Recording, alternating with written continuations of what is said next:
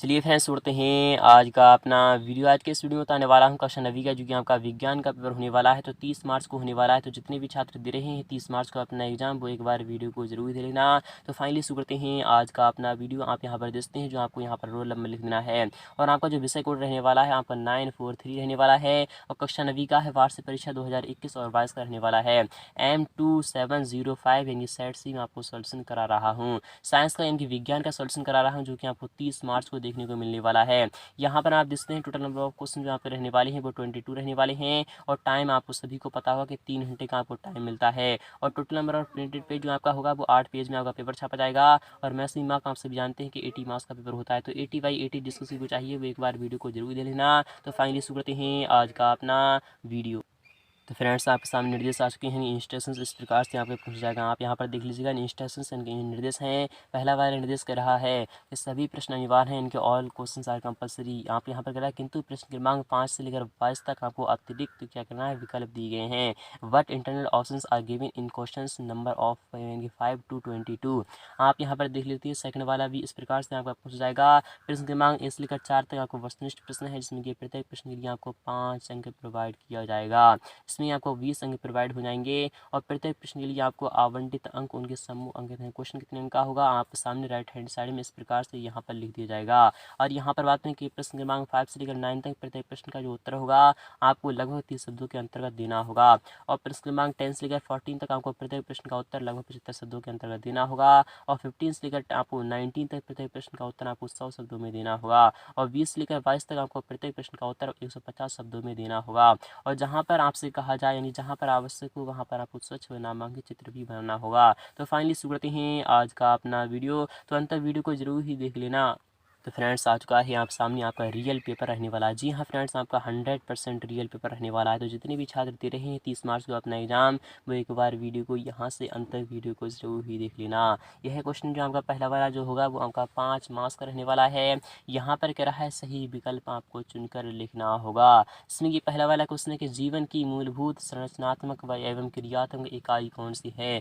क्या ऊतक है? तो नहीं। क्या ऊतक यानी क्या यानी जीवन की मूलभूत संरचनात्मक व क्रियात्मक इकाई है? तो नहीं। गुणसूत्र भी नहीं है, ना ही जीन है। तो आपका क्या आ जाएगा, कोशिका आ जाएगा, क्या आ जाएगा, तो सेल आ जाएगा। क्योंकि सेल कुछ सेल से क्या कह रहा है कि काफ़ी सेल से मिलकर ऊतक बनता है और ऊतकों से मिलकर एक अंग बनता है और कई सारे अंग से मिलकर एक मनुष्य तैयार होता है। जैसे कि क्या होता है, जैसे कि मैं आपको बताता चलूँ, जैसे कि एक घर जो होता है उसकी सबसे छोटी जो इकाई होती है वो ईंट होती है। इस माध्यम से आपको पता होगा एक ईंट यानी कि कई सारी ईंटें मिलकर एक रद्दा बनाती हैं। इसी प्रकार से कई रद्दे एक दीवार बनाते हैं और 4 दीवारें मिलकर एक कमरा बनाती हैं। इसी प्रकार से कई कमरे मिलकर एक घर बनाते हैं। उसी प्रकार से आपका आता है कई सारी कोशिकाएं मिलकर ऊतक बनाती हैं और ऊतकों से मिलता बनता है आपका क्या, अंग बनता है और अंगों से आपका बनता है शरीर। तो इस प्रकार से आपको ध्यान में रखना है। कोशिका की जो खोज की थी वो भी आपको पता होगा कि रॉबर्ट हुक ने की थी। आपको ये भी पता होना चाहिए। फिलहाल कि मैं आपको बता चलूँ डी वाला ऑप्शन आपका राइट होने वाला है। और वेग का सही मात्रा क्या होता है, तो वेग का सही मात्रा जो होता है एम एस इनवर्स होता है। क्या होता है, एम एस इनवर्स होता है। ये मीटर पर AMRP डिजिटल पेश करते हैं गिरो a girl scholarship program. MP board, CBSE board, CG board और UP बोर्ड के स्टूडेंट्स के लिए कक्षा 9वीं से 12वीं तक के सभी छात्र और छात्राएं कर सकते हैं आवेदन। ऑनलाइन टेस्ट के आधार पर होगा सिलेक्शन। ऑनलाइन टेस्ट में पूछे जाएंगे जनरल नॉलेज और सब्जेक्टिव क्वेश्चन। टेस्ट पास करें और अपनी पढ़ाई के लिए पाइए 5000 रुपये की स्कॉलरशिप। स्कॉलरशिप फॉर्म का लिंक डिस्क्रिप्शन में है, फॉर्म को भरकर सबमिट करें। पर सेकंड होता है जो इन्वर्स होता है, यानी इन्वर्सली जो होता है वो आपका अपॉन में होता है। क्या होता है, अपॉन में होता है।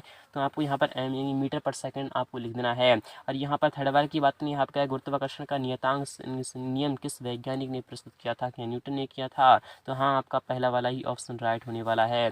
और यहाँ पर बात नेक्स्ट वाले क्वेश्चन की, एक यूनिट विद्युत ऊर्जा का अर्थ क्या होता है, कि 1 किलोवाट घंटा होता है, या फिर आपका यहाँ पर 3.6 जूल होता है, या फिर आपका 10 किलोवाट घंटा होता है, या फिर आपका 3.6 जूल होता है, या फिर आपका 746 जूल होता है। मैं आपको बता चलूँ एक यूनिट जो होता है वो क्या होता है, वह आपका 1 किलोवाट घंटा होता है। क्या होता है, 1 किलोवाट घंटा होता है। तो आपको सिंपली यहाँ पर क्या लिखना है, पहला वाला ही ऑप्शन आपका राइट होने वाला है।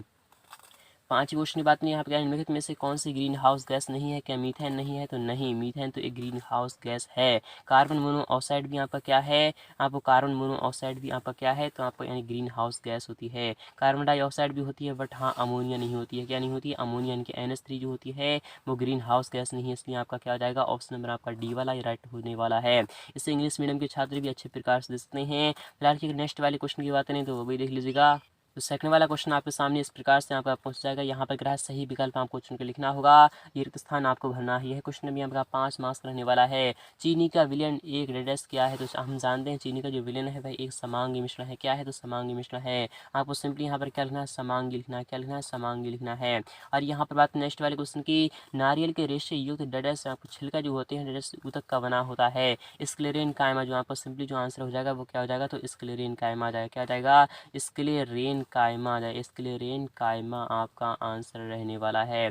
और यहाँ पर बात नेक्स्ट वाले क्वेश्चन की, चेचक के टीके की जो खोज की थी वह एडवर्ड जेनर ने की थी। किसने की थी? तो एडवर्ड जेनर ने की थी। और रॉबर्ट हुक ने कोशिका की खोज की थी। किसी वस्तु का द्रव्यमान पृथ्वी पर यदि 12 किलोग्राम है, चंद्रमा पर इसका द्रव्यमान जो हो जाएगा वो कितना हो जाएगा? तो चंद्रमा पर भी इसका भी द्रव्यमान जो होगा वो 12 ही किलोग्राम होगा। क्या होगा? 12 ही किलोग्राम होगा, क्योंकि द्रव्यमान एक ऐसी चीज़ है जो कि यहाँ पर यथा क्या है, सभी में यही रहता है। बट हाँ यदि यहाँ पर भार पूछा जाता तो भार जो हो जाता तो वह क्या हो जाता? तो चंद्रमा पर 1/6 होता है, अर्थात 2 किलोग्राम हो जाता। तो आप यहाँ पर अच्छे प्रकार से देखते हैं द्रव्यमान और भार में काफ़ी डिफरेंस यही होता है। और यहाँ पर बात नहीं, कैथोड किरणें जो होती हैं आवेशित कणों से मिलकर बनी होती हैं। तो आपको सिंपली पता होगा कि ऋण आवेशित कणों से मिलकर बनी होती हैं। कैथोड किरणें जो होती हैं वो ऋण आवेशित कणों से मिलकर बनी होती हैं। और यहाँ पर बात नहीं, इस इंग्लिश मीडियम के छात्र भी अच्छे प्रकार से देख सकते हैं।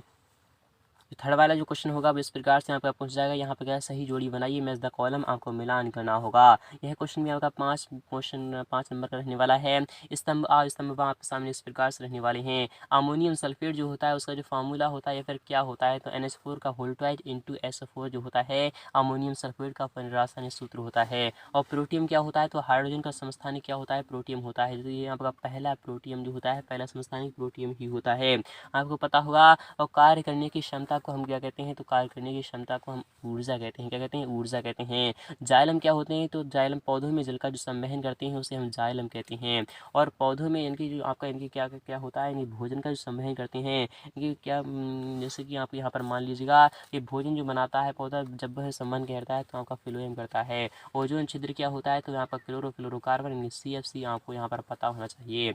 और यहाँ पर बात नेक्स्ट वाले क्वेश्चन की, तो फोर्थ वाला क्वेश्चन आपका इंपॉर्टेंट रहने वाला है। यह क्वेश्चन भी आपका एक यानी क्या कहते हैं 5 मार्क्स रहने वाला है। यहाँ पर क्या रहा है, एक वाक्य या फिर एक शब्द में आपको आंसर देना होगा। दूध से क्रीम की पृथक्करण की विधि का नाम आपको लिखना होगा। तो आपको सिंपली अपकेंद्रणीय लिखना है। क्या लिखना है? अपकेंद्रणीय लिखना है। अपकेंद्रणीय विधि वही आपका आंसर रहने वाला है। अपकेंद्रणीय विधि वही आपका आंसर रहने वाला है। और यहाँ पर आते हैं सोडियम कार्बोनेट का आपको सूत्र बताना होगा। तो सोडियम कार्बोनेट का जो सूत्र होता है वो क्या होता है? Na2CO3 होता है। क्या होता है? Na2CO3 होता है। और इंटू 10H2 जो होता है वो आपका धावन सोडा का हो जाता है। और मानव शरीर की सबसे लंबी जो कोशिका होती है वो कौन सी होती है? तो तंत्रिका कोशिका होती है। क्या होती है? तो मानव शरीर की सबसे लंबी जो कोशिका होती है तो वो क्या होती है? तंत्रिका कोशिका। आपको सिंपली यहाँ पर क्या लिखना है? तंत्रिका कोशिका लिखना है। आई होप आपके समझ में ये भी आ चुका होगा। बल का ऐसी मात्रक क्या होता है? तो बल का ऐसी मात्रक जो होता है वो न्यूटन होता है। क्या होता है? न्यूटन होता है। एड्स का जो पूर्ण रूप होता है वो क्या होता है? एक्यूरेट इम्यूनो डेफिशिएंसी सिंड्रोम होता है। क्या होता है? एक्यूरेट, मैं आपको यहाँ पर लिख दे रहा हूँ, एक्यूरेट होता है। एक्यूरेट इम्यूनो क्या होता है? एक्यूरेट इम्यूनो डेफिशिएंसी क्या होता है? Accurate immuno deficiency. फिर उसके बाद आपको सिंपली यहाँ पर क्या लिखना है? सिंड्रोम लिखना है। क्या लिखना है? सिंड्रोम लिखना है, वही आपका आंसर हो जाएगा। 5 क्वेश्चन की बात नहीं वो इस प्रकार से आपका पहुँच जाएगा। विषमांगी मिश्रणों की घटकों की आपको पृथक्करण की कोई 4 विधि बताना होगी। ये क्वेश्चन आपका 2 मार्क्स का है और मिनिमम आपको 30 वर्ष के अंतर्गत आंसर लिखना होगा। नेक्स्ट पार्ट में इसका सभी के सोल्यूशन बता दूंगा। अथवा वाले भी क्वेश्चन देख लीजिएगा कि यौगिक के 2 गुण आपको लिखना होगा। और अणु क्या है तो मैं आपको बता चलूँ, 2 या 2 से अधिक इनकी क्या कर रहा है, 2 या 2 से अधिक में परमाणु मिलकर एक अणु का निर्माण कहते हैं। जैसे कि आपको क्या हो जाएगा, हाइड्रोजन का एक परमाणु और हाइड्रोजन का एक परमाणु, दोनों यानी कि हाइड्रोजन के 2 अलग अलग परमाणु मिलकर एक यानी कि एक किसका बन करते हैं, तो एक अणु का निर्माण, हाइड्रोजन के एक अणु का निर्माण करते हैं। रासायनिक सूत्र को आपको परिभाषित करना होगा।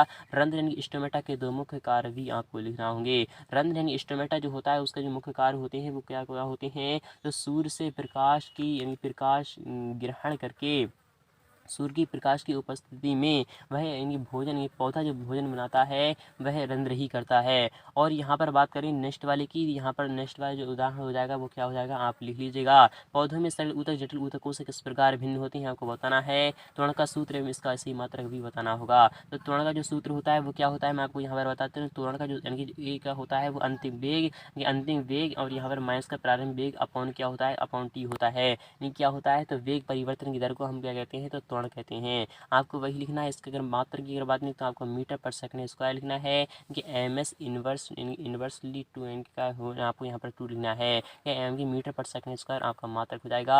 औसत चाल से क्या अभिप्राय होता है, जैसे कि कोई भी व्यक्ति जो है लगातार एक ही चाल से चल रहा है या फिर कभी तेज चल रहा है या फिर हल्का चल रहा है, जब उसकी औसत निकाला जाए तो वह लगातार इनके एक बराबर ही आए तो उसे हम औसत चाल कहते हैं। नेक्स्ट पैर में इसका भी सोल्यूशन प्रोवाइड कराने वाला हूँ। गति का प्रथम नियम आपको बताना होगा। तो गति का जो प्रथम नियम है वो क्या है, इनकी क्या हो, जड़त्व का नियम आपको लिखना है। यदि कोई वस्तु विराम अवस्था में है तो वह विराम अवस्था में ही रहेगी। यदि कोई वस्तु गति कर रही है तो वह गति ही करती रहेगी जब तक कि उस पर बाह्य बल कार्य ना करे। आपको यही लिखना है, यही आपका फर्स्ट लॉ ऑफ मोशन होता है। संवेग संरक्षण का नियम आपको लिखना है। संवेग संरक्षण का नियम ऊर्जा संरक्षण के नियम के आधार पर है, आपको लिख देना है। जैसे क्या होता है मैं आपको यहाँ पर बता दे रहा हूँ क्या होता है। तो आपको सिंपली यहाँ पर क्या लिखना है, Pu1, ये Pu1 ये आपको क्या लिखना है, Pu1 प्लस माइनस Pu2 क्या होता है, इस प्रकार से आपको लिख देना है। मिश्रण क्या है, मिश्रण के बारे में आपको बता देना होगा। नेक्स्ट पार्ट में इसका भी सोल्यूशन प्रोवाइड करा दूंगा। तो मिलते हैं नेक्स्ट पार्ट में, तब तक के लिए थैंक यू, टाटा बाय बाय।